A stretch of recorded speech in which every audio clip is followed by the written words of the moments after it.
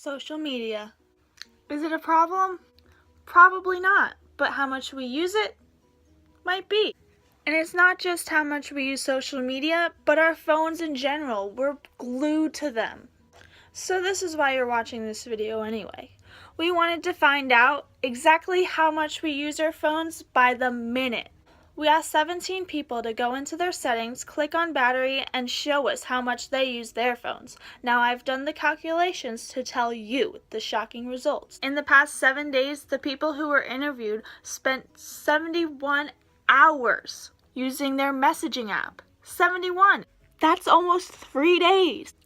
The next most used app is Snapchat. In the past 7 days, people use Snapchat 38 hours. That's 2.2 hours a day for each person on Snapchat. To finish off our top most used apps, the last one is Facebook.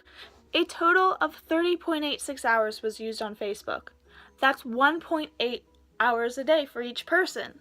Clearly, people are on their phones way too much, and although social media is okay, I think cutting it back from 2.2 hours on Snapchat to maybe like 30 minutes would be better. Now on to the next segment. You are what you tweet. Everyone that has a Twitter or a Facebook is probably guilty of thinking, why did they share that? Or TMI when they're going through their newsfeed. Maybe some of us are actually guilty of oversharing ourselves and we don't even realize it. There are just some things you don't post on social media, like your personal family matters, your sex life, bodily functions of your children or of you, or arguments you're having with someone else. No one cares, and the people who would probably be your friends or your family, and you can just call them on the phone. You don't need to post it on social media where people you might not even completely know, like you might not have even met these people in person, and you're telling them that your baby daddy is a deadbeat or something. Like, you don't have to do that. I also noticed that a lot of people that I follow on social media are completely different than what I know them to be in person. So I decided to go through my Twitter and Facebook feeds and pick out tweets and statuses that I found too personal or that I don't think people would really say out loud. The only thing I'm good at is smoking pot and hating myself. My son just went potty all by himself, but on the floor. I never wear pants when I'm at my boyfriend's house. I'm thankful my niece and nephew don't like potatoes because that means more for me. Hashtag Happy Thanksgiving. The only thing face soap is good for is getting in your eyes and ruining your life for the next 10 minutes. I hate everyone and everyone is so fake. Grey's Anatomy was wild. Hashtag I love Meredith. So the last thing I tweeted was, are you struggling with studying for finals? If so, stop by the tutoring center. We can help. On Facebook, I also saw a woman post about how she had a uterine ablation and how she's really glad that she no longer is going to have her monthly friend, but she's sad about not being able to have children anymore. And then she goes on to say how much she loves the beautiful ones that she already has.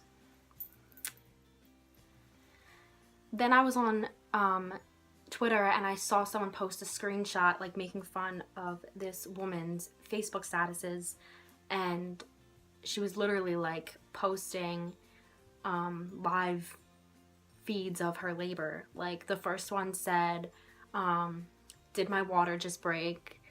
Am I really in labor? And then the next one said, this is a contraction, hashtag in labor.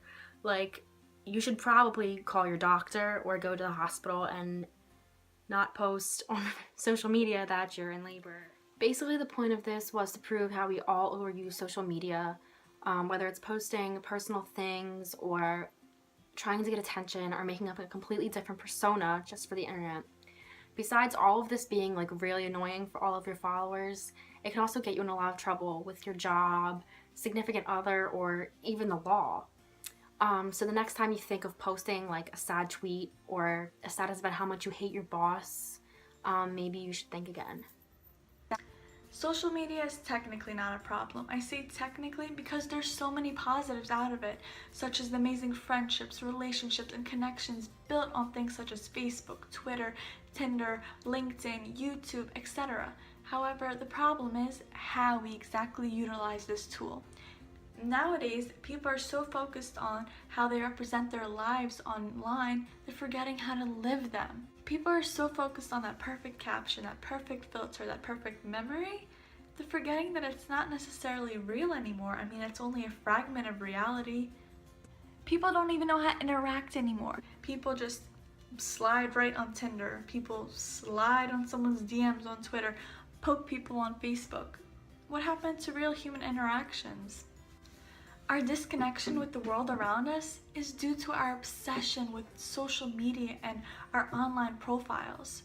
We need to look up and appreciate our surroundings and live life rather than viewing it on a screen.